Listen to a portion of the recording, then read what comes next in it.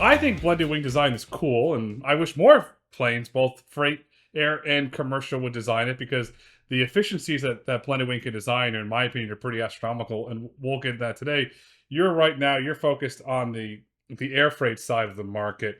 How are you currently thinking about the air freight market?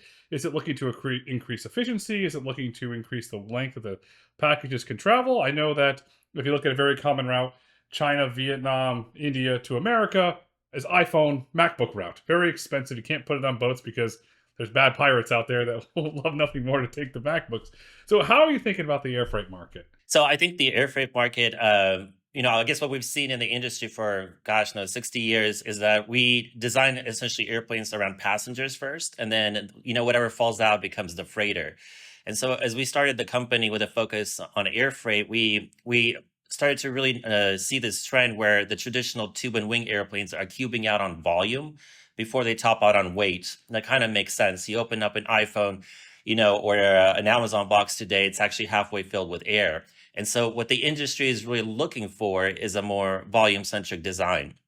And so the blender wing body is really a great platform for that. And so you're actually able to carry almost 40 to 50% more revenue cargo for the same trip. And so when you think about, dollars per pound of transporting goods on a global level, you mentioned, Asia to United States, you're really able to change the unit economics while still utilizing, same engine technology, but with a unique airframe.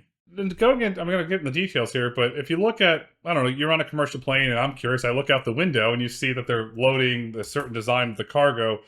Does those containers change for the blended wing design? Do you design them with your partners for more efficiency? So if you look at a very large international carrier, for example, a DHL.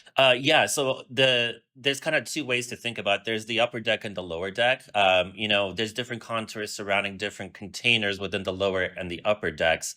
With the blended wing body, you have a rectangular cross section, so you don't have the weird corners, I would say, that are, the tube and wing configurations are really plagued by. And so you're able to move into more standardized, what we call cookie sheet pallets.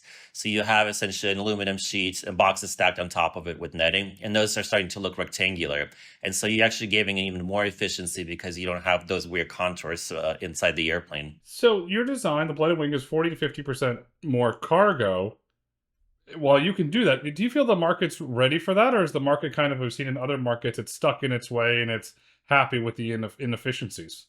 I don't think any airline right now is happy with sustainable inefficiencies as well operating inefficiencies. Airlines are a very interesting business where their operating margins between 3 to 4%.